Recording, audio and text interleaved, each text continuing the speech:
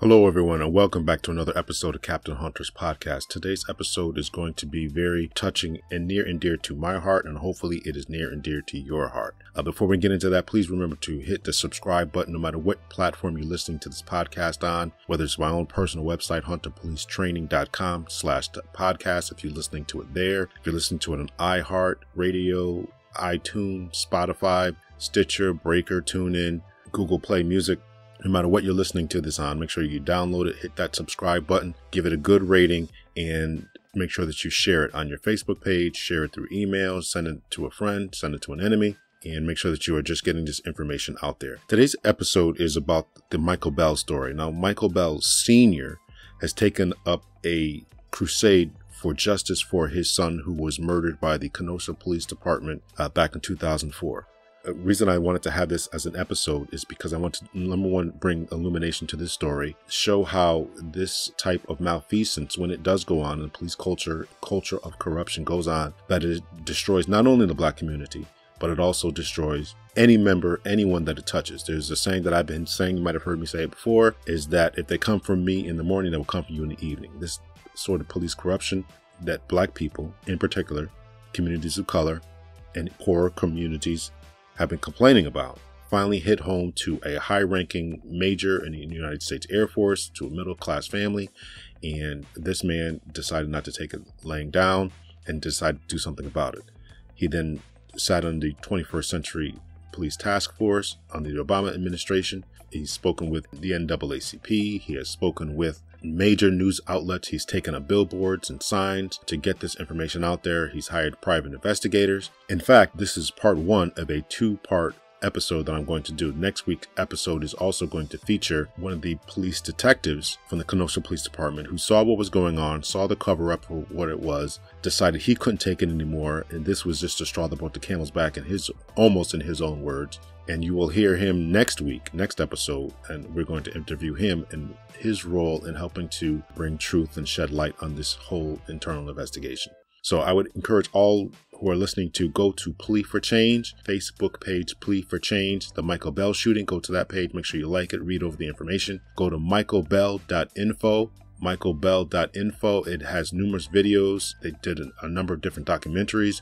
All the information is there. Please read that over and familiarize yourself with this story. Once again, if they did it to other people, it can happen to you. And what we're looking for is to change the corrupt culture in any corrupt police department. That's what we're looking for. We're not looking to take down any police officers in particular, but we are looking to change the culture. There was a culture of cover-up, as will be revealed when you watch these videos, when you hear this interview with Michaelbell Sr., and when you hear the next week's episode with Russell Beckman. That's going to be next week's episode. Russell Beckman, he was a former detective from the Kenosha Police Department. So without further delay, everyone, here's the episode. Please enjoy the interview. Thank you so much, Michaelbell Sr. So just to give a brief synopsis of your story, on November 9, 2004, your son, Michael Jr., was stopped by the Kenosha Police Department for a suspicion of drunk driving. To make a long story short, a fight ensues. It leads to your backyard. At this time, for some ridiculous reason, the police shoot and kill Michael. 3 days later, if my understanding is correct, 3 days later, without having done a full investigation, without having interviewed everyone, the district attorney declares that the shooting is justified and the case is closed. You, Michaelbell Sr., are completely dissatisfied with the outcome. You don't understand how they could have rushed to judgment, and you wanted a much fuller, much more comprehensive investigation completed. It never was. And so your story is essentially that. And now you have gone on a campaign and a crusade to make sure that there is transparency within police department investigations, particularly when people are shot by the police. Put up a number of billboards and signs, and as a result of your hard work and investigation, there was a law changed in Wisconsin and similar laws passed in different states, which caused police departments to not be the arbiter of their own investigations. Do I have your story essentially correct?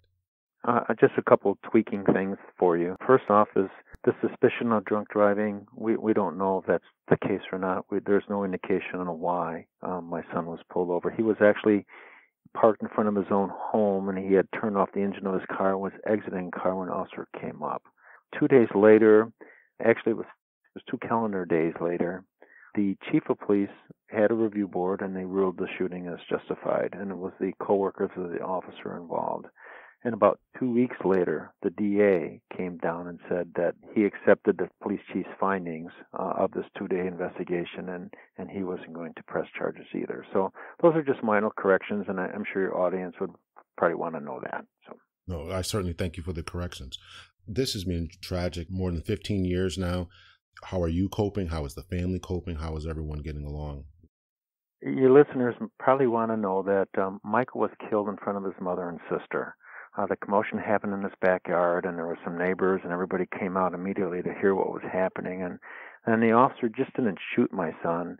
The officer took a gun, placed it directly to his temple, pulled the trigger. The trigger wouldn't release because the slide was disengaged because there was so much tension. Then the officer put it back again and then fired that deadly shot.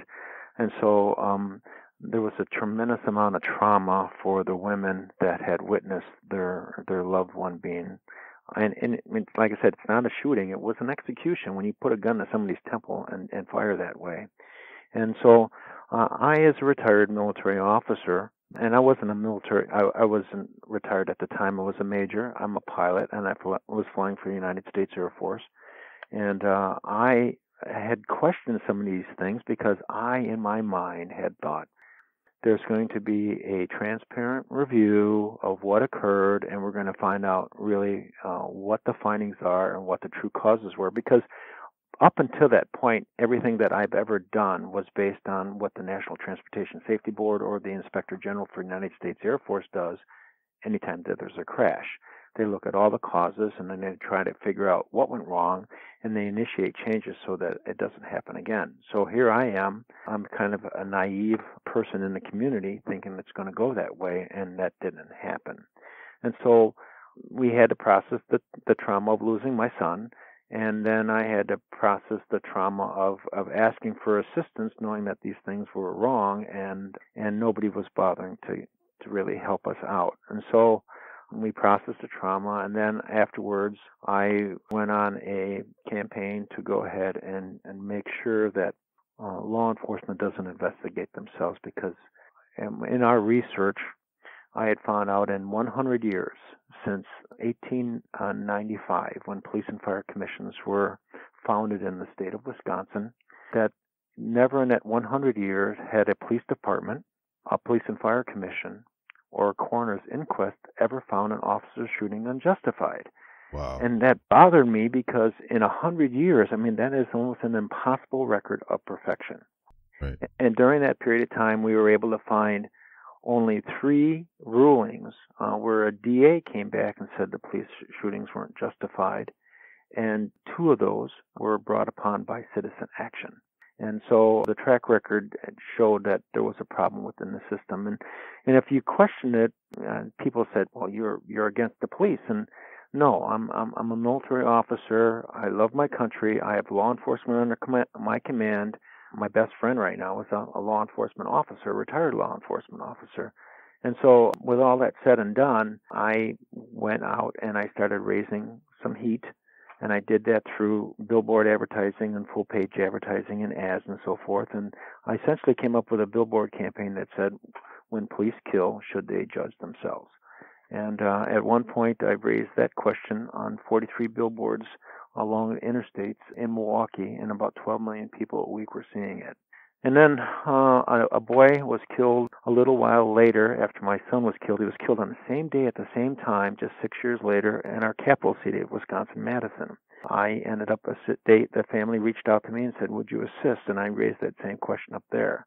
But it was in the backyard of the police union. The Wisconsin Professional Police Association was involved. I don't know if any of your followers are fans of General George Patton, but George Patton would always say, audacity, audacity, always audacity. And I remember driving past the police union headquarters, and I thought, well, I am going to go in and introduce myself to the director of that police union. And I did so, and to my surprise, I found a very cordial, very acceptable response from the director. His name was Jim Palmer. And eventually, we had some back and forth tension, but he essentially said, if you take down those billboards, I will help you craft the legislation you seek. And Wow. I didn't know, I didn't know that they had done some polling throughout. They had gone to St. Norbert's University in Wisconsin, and they had polled the general public about this issue. And 80% of the public believed that the police should not have investigated themselves after a police-involved fatality. And so he went back to his board, and this is my interpretation of what occurred. But he went back to his board, and they were like, "Why aren't you fighting against this Michaelbell guy and everything?" And he brings this down and he goes, "The public believes the message that he's calling for is correct." And so I will tell you that the politicians were scared to death about this thing. They thought they were going to assist Michaelbell and then be labeled as anti-law enforcement. And Jim Palmer pretty much had to go into every single legislator's office at our Capitol and tell them that if you vote for this measure, it's okay because we believe in this. With a lot of hard work and continuing pressure, I took out a full-page ad in USA Today calling attention to the situation in Kenosha with what happened to my son. We were able to have a unanimous vote in the Senate, a unanimous vote in the House, and Governor Scott Walker signed the first law of its nation in its type, that any law enforcement involved fatality cannot investigate themselves in the state of Wisconsin. And that only dealt with law enforcement itself. It didn't go into the jail system, a prison guard or something like that, and you were involved with fatality. That has not come up. But any police involved fatality. So that's pretty much my backstory for your listeners, and fire away questions with me. No, listen, that was a great backstory, and thank you very much. I'd like to know more about any type of negative pushback. Unfortunately, law enforcement can be notorious for extrajudicial, I don't even know how to say Wow. it, but what Thank kind of you. negative pushbacks did you get? I actually have a very interesting file about the negative pushback that I received. Law enforcement officers were like, the kid got what he deserved. He was nothing more than human feces, Wow. and Wow. that type of thing. And then there was some intimidation factors trying to go on. They would take a squad car and park it out in front of Michael's mother's house.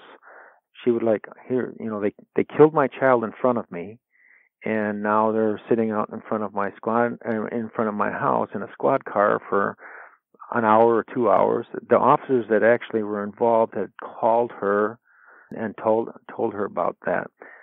In addition to that, wasn't that much longer, I had gone and spoke in front of the Police and Fire Commission here in Kenosha, and the officer that actually shot Michael confronted me in a parking lot afterwards. And it just so happens that every time I made a public talk, I would always take a microphone so that way I wouldn't be misquoted, and I stuck a microphone in my pocket, and it was live. And the officer confronted me about killing Michael, and I had an investigator, another former police officer working for me at the time, and he saw me speaking with this officer, and he took out his video camera, so he was able to get 45 seconds of video, but I got 8.5 minutes of recording. And if any of your viewers are interested, if they go to michaelbell.info, that conversation has been made into about an 18-minute documentary to show how things occurred. And I know of no other place in the nation where an officer confronted the father of a man that he killed, and that conversation was tape recorded and made into a video. So I think you'll find it very compelling. I did go to michaelbell.info. I did watch the Forensically Impossible feature there, so I would definitely go back and check out that particular video. Were any charges pressed against any officers for threatening or anything like that? No, nothing. None of the repercussions. Your listeners need to know that in 2010, after this settlement, I refused to accept a non-disclosure of confidentiality. And I told them, I said, if you want to settle, fine, but I'm not accepting a confidentiality agreement or non-disclosure. And they settled. And I think that should be a good indication of how bad they wanted this to go away. Yes. And so I then took the data that we had, and the deposition of the officers were this, and this is going to be very important for your listeners who are officers or potential officers, is that the 4 officers involved in Michael's death all gave the same, almost identical testimony on their deposition. And after they were done, my attorney hands them a copy of the medical examiner's report. And all 4 officers said that my son was shot on the left side of the temple and that the officer was on the front of the car. And my attorney, and this is all videotaped and you can see it in Forensically Impossible, gives him a copy of the medical examiner's report and has him read a paragraph. And the paragraph essentially says the bullet enters right to left, front to back, slightly downward. And you can actually see the officer. He knew he was busted because nobody even bothered in that 2-day investigation where they cleared themselves of all wrongdoing to even look at the medical examiner's report. And what's incredible is that, if I remember correctly, the deposition wasn't until about 3 years later. That's correct. Okay, so 2 days later they didn't look at it, but even 3 years later they didn't really do any type of. Didn't even bother to look at it. That's just. And to make it matters even more interesting is we're not done. Okay. We're not done, and probably in about 2 weeks or so, I'm going to be releasing the additional findings. In Wisconsin, it's up to citizens to conduct an investigation on law enforcement homicides. But I'm going to be releasing in about 2 weeks the nuts and bolts of what really happened, and we're going to show where the cover-up occurred. Oh, wow. And they're going to have to answer to it. And I am spinning up additional advertising as we speak. In fact, I'm leaving here in about an hour after our conversation to go ahead and make all the public aware of really what went on here, who was involved, and how high up the cover-up went. Wow.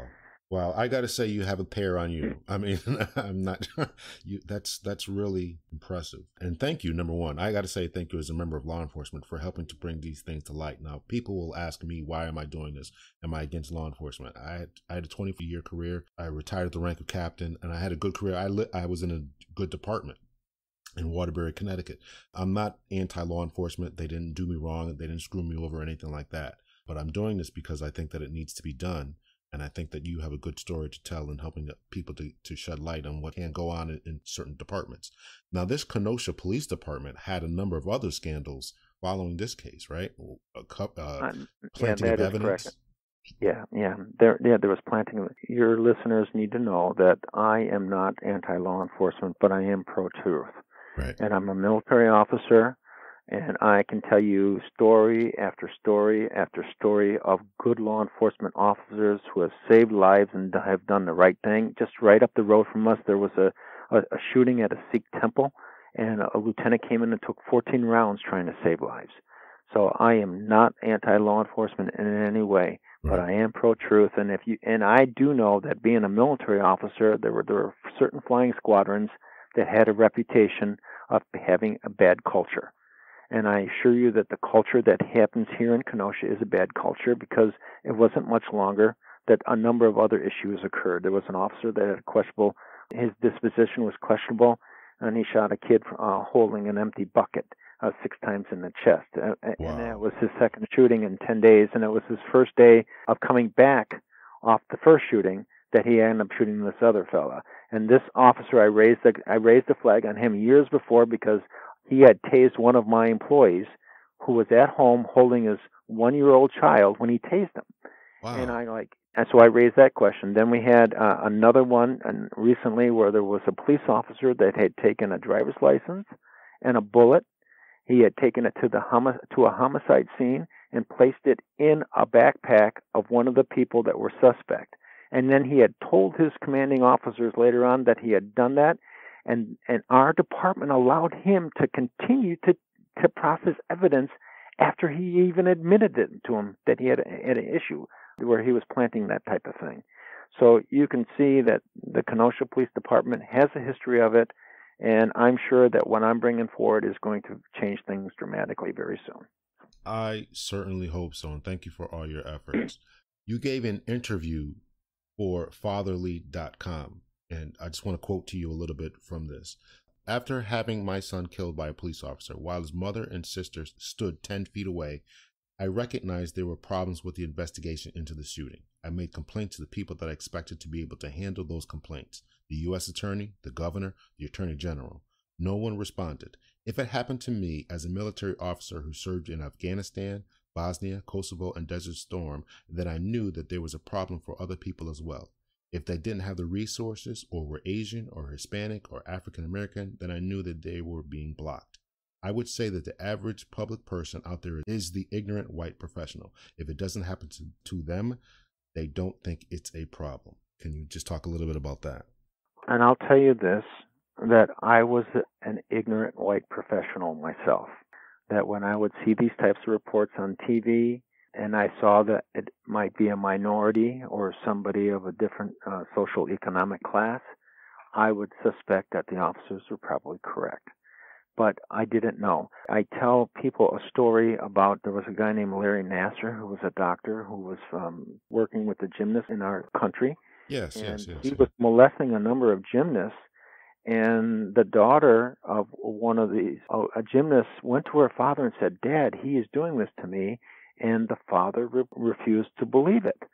And eventually, when he did accept the truth, he took his own life. I assure you that when my daughter told me what happened the morning afterward, I refused to believe my own child and what happened in my son's case, because I just didn't think that it could occur. But I do know that there are departments out there that will do anything it can to reduce its exposure, to reduce its liability, to reduce any type of public relations that are going to harm it. And that is actually hurting law enforcement, because now that they're caught, it's really going to hurt them. I don't know if any of your listeners know this or not, but I am pushing for a National Transportation Safety Board type investigation into law enforcement, police-involved deaths. And we're very close. We had a summit here in the state of Wisconsin about 2 years ago, and I brought in NASA, I brought in Harvard Medical School, I brought in the managing director of the National Transportation Safety Board. And then we brought in national and local law enforcement experts, because I wanted the NTSB, I wanted Harvard, and I wanted NASA to share with them their learning models. And the reason I did this is I, through my research, have been informed, and I truly believe that about 25% of officer-involved fatalities are use of force errors. In my son's case, it was a use of force error. If you go to the documentary Forensically Impossible, you will see that an officer, we believe strongly, and all the evidence indicates that, hooked his gun on a car mirror. There was a jacket gap between the belt and the gun holster, and this mirror, which was very thin, slid in between there. Well, this officer misinterpreted that as my son grabbing a weapon and screaming, "He's got my gun, shoot, shoot," and that wasn't the case. So it was a use of force error. You take a look at Douglas Zerbe. You take a look at the Lopez shooting. You take a look in San Francisco, where it was a kid with a toy gun. You take a look at the John Crawford shooting in Beaverton, Ohio. A young kid goes into a Walmart. He's talking to his mom on a cell phone. He picks up a toy gun. He's upset about something with his mom, but he's got a toy gun sitting on his shoulder. An officer runs in, gives him a command, drop your weapon, and then just fires almost immediately, not even giving a kid to interpret what's going on. Well, those are use of force errors. Right. And they're hurting law enforcement. Right. And the NTSB said, well, this is how we've stopped aviation mishaps and aviation errors, right, and you should do that. And so we are in a process right now in the state of Wisconsin of creating a law enforcement and community safety board. We're calling it the Police and Community Safety Board. And what they will do is they'll take a look at root cause and see what happened. Because there's typically a chain of events that leads up to a police-involved death. And it will review it for the citizen, but it will also review it for the officer. Like, we lost an officer's life because of this. What can we have done to prevent it? And so right now I know we're in a third draft of our legislation, and we're going to be circulating it very soon, but that's a very important step. Are there any co-sponsors? I know before you talked to the NAACP, are there any co-sponsors along with this, what you're trying to do as far as this national? I mean, besides the Harvard, besides any civic organizations, is what I'm asking. My strong belief, it will never happen on a national level. It has to happen on the state level. Mm-hmm. And then once it happens on the state level, just like our first bill, where we had I think we have 7 states now that just followed suit with that we shouldn't investigate ourselves. It will happen. And once we have our own learning, and I'm basing this off a model. In Massachusetts, Boston, Massachusetts, there was a woman. Her name was Betsy Lehman, and she was the health writer for the Boston Globe. and she ended up being diagnosed with a very low version of breast cancer. And she went into, because she was the health writer, she hand selected all her evidence, and she was going to report on this as she's going through this process. And she goes for a chemo treatment, and I believe it was at Harvard Medical School, and she ends up having a heart attack and dying. And about 3 weeks later, they recognized they had given her 4 times the normal dose of her chemo treatment, and that's why she had passed away. So this played across the front page of the Boston Globe for a number of years, and Massachusetts created their first patient safety center. And then Pennsylvania followed and Oregon followed. Well, I believe that that's what will happen here in the state of Wisconsin, that we will pass a police and community safety board, and we will create a police and community safety center, and its sole purpose will be to look at police-involved deaths, and both caused by police and police dying, and we'll look at the causes of what happened and say, what can we do to bring those numbers down? Hopefully we'll record the data so we can look and say, hey, 10 years ago we had 30 police-involved deaths in the state of Wisconsin, and now we're down to 8 or something like that. Our reforms are working. Up until this moment, there was no recording of that data. There was no dissemination of the learning models, none of that. And so that's why this is so important. You mentioned, well, I mentioned before, and I believe you talked to the NAACP. Now, that was concerning specifically the Philando Castile shooting. Is that right? Mm-hmm. Now, Yes, I did. I remember it happened just right after the Philando Castile shooting. Chris Cuomo had me on CNN National, and the director of the NAACP out of Minneapolis was on there also. And I knew I hit the sweet spot of my message when I am on a national show, and she's upset about the Philando Castile shooting. But my message, when I was talking to her about these reforms, she said that she would accept that. And so, yes, I did work with a little bit with the NAACP. She said that who was the she? She was the director of the NAACP up in Minneapolis. Okay. And when I talked to her about the reforms that we were seeking, Chris Cuomo looked at her directly, and he said, would you accept the reforms that Michaelbell is calling for? And she did agree on that. And that is this National Transportation Safety Board style model of going into all the root causes of what caused the death and then correcting it. Just a little background. Like my son's death, a piece of equipment that was shaped a certain way for one reason caused my son's death. And so do we go back and we re-engineer that this jacket gap in this holster, which is allowed to have the gun on the outside during cold winter months and allow the jacket to fit in between the holster and his gun to keep the officer warm, has this been snagged on other things? Has it been caught on a seatbelt or whatever? And does it, and should we re-engineer it? And that is what I'm looking for here. I think that that's commendable, but let me just give you just a little bit of pushback on that. Is it partly the training? I mean, first of all, yes, okay, there was a snag. There probably was a snag. And being in Connecticut, I am very familiar with that type of jacket that is worn, the type of holster that the officers wear. So I'm certainly understand that. However, did the officers overreact? I know neither one of us want to be anti-police, but I think we have to follow the investigation and get to the truth. Did the officers overreact? We know that they definitely overreacted as far as the cover-up. I mean, that's just egregious. But at the time of the incident, is there any blame on the officers for overreacting, for rushing to judgment? Well, and I go back, the NTSB style model will show deficiencies in training and make it one of their safety recommendations once their report is complete.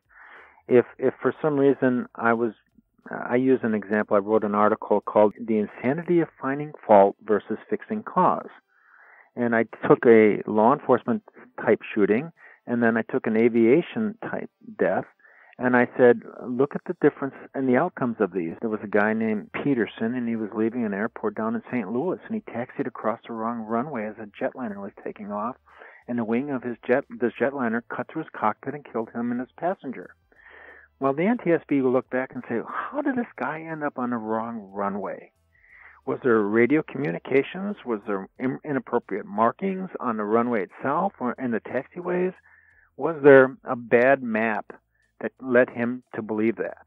And he looked at all that and said, he could have misinterpreted here, and he misinterpreted there, and this is how we fix that. that would happen in law enforcement. This Police and Community Safety Board would look back and say, this happened here, but it's a training deficiency. And we need to send a memo out to all our departments and say, there's a training deficiency that happened in this person's death. And if you implement this safety recommendation, we can reduce the reoccurrence of it happening again. That's where I go back and say training could be an issue. Very good. Thank you. I was reading up in fatherly.com where the article is the 24 billboards outside Kenosha, Wisconsin tell a father's real story. Is it true that your story inspired the movie about the 23 billboards in Missouri or whatever that movie was? You know, there's a lot of similar coincidences. I contacted the producer on that and I asked them because in there they used 3 billboards and I had 24. Okay. In there, an officer involved commits suicide. In there, and same with our story, I asked it with a question. One of the things I had to worry about was I could have been civilly liable if I discredited somebody. How do you approach that without saying, you know, these police officers lied or there was a cover-up or whatever? But by asking a question to the public, which I'm entitled to ask, is, was there a cover-up?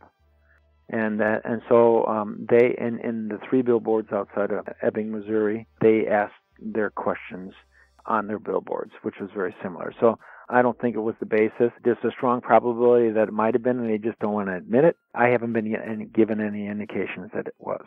Okay. So I would encourage all listeners to go to michaelbell.info, read up on everything. Got a number of videos on here. Forensically Impossible, I think, is definitely worth watching. It is really very eye-opening. I hope that the Kenosha, and I've said this with all due respect, I hope that the Kenosha Police Department has fixed its problems, including their district attorney. Certainly, I want to give you the last word. Thank you so much for what you have done and what you're continuing to do. Just tell us where you're going forward with this. As you said, in 2 weeks, you're releasing another report and you have a number of articles. Where can we read these articles at? And just wrap up with that. I have a Facebook page called Plea for a Change, the Michaelbell Shooting. I try to keep people aware nationally of what's really going on in other communities with the law enforcement hiring issues, with the mental health issues relating to law enforcement now and the way they're treated by community, how we can improve things. I also report on where the heroic deeds are officers. I report on there and show them, people, how important officers are to our community. That will be ground zero for everything that's occurring in the very near future.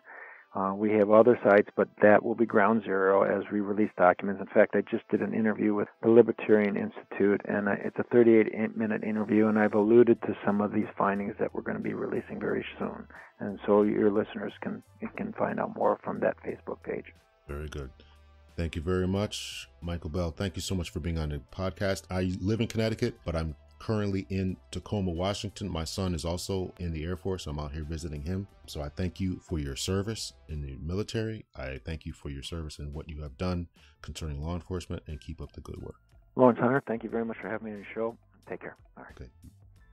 Thank you so much to Michaelbell Sr. for being on the podcast. I give this man a lot of credit because he continues to relive this. This incident happened in 2004, and ever since then, his crusade has caused him to give numerous article interviews. He's been interviewed a number of times. He's been on this podcast since 2004. For the last 15 years, he has been reliving this. His family has been reliving this. I give him a lot of credit, but his patience, his perseverance, his crusade for justice is well worth the fight in order to bring about the changes that he wants. That NTSB style investigation type system that he's looking for is something that's definitely and desperately needed in law enforcement. I hope that it does pass in Wisconsin. I hope that other states similarly follow along. I do know that in the state of Connecticut, where if one town does have a police-involved shooting, that the state police will have to come in and do the investigation. And usually it's the state police, the state of Connecticut, I'm assuming all the other states are broken down into some type of jurisdictional type of province. So if there's a shooting, let's just say in Hartford, Connecticut, the Troop H there and the district attorney over that particular district will not be the ones who are doing the investigation. It will be someone from a completely separate district and completely different troop that will have to do the investigation. And that's what we're looking for. We're looking for transparency. We're looking for full and thorough investigations into the truth of what happens. And that's what we're looking for. And another point that I really want you all to hear is, for those of you who are community activists, get in touch with Michaelbell. See about how you can do similar type of organizing. understand that we need to learn from those effective methods that are employed in getting work done and getting things accomplished. He put up billboards. He continued to push and push and push. He had the financial resources and the will to do what he wanted to do.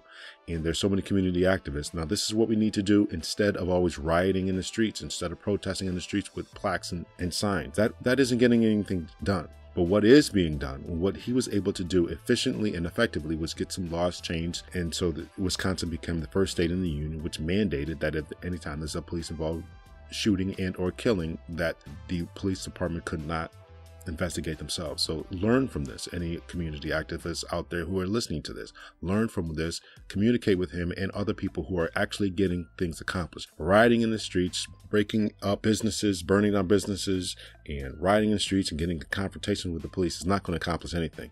But what he did was he went about this the right way, and I really want people to learn from that. So that's it, ladies and gentlemen. Tune in next week. We're going to have the second part of this, where we're going to interview Russell Beckman, the former detective who became Mr. Bell's private investigator. He's going to talk about his role and everything that he saw which was going on in Kenosha Police Department, and how he retired from the police department and then became a crusader and warrior for justice himself. So tune in next week for that. Make sure that you hit me up on CPT L Hunter. That's Captain L Hunter on Twitter, CPT L Hunter on Instagram, Captain L Hunter on YouTube. Please make sure that you subscribe, share, and like. Also, remember, you can help to support the podcast with CPT L Hunter. That's Venmo. CPT, that's Lawrence Hunter, CPT L Hunter for PayPal, CPT L Hunter for Cash App. And once again, I'm not asking for much. You can do whatever you can do. You get these show notes, and also you help me to upgrade equipment so we can have more than one guest on at a time. And there's a lot of other things I'm looking forward to doing, but I can only do it with your support. So thank you, ladies and gentlemen. Until next week, make sure you tune in. That's it. Take care. Much love and peace.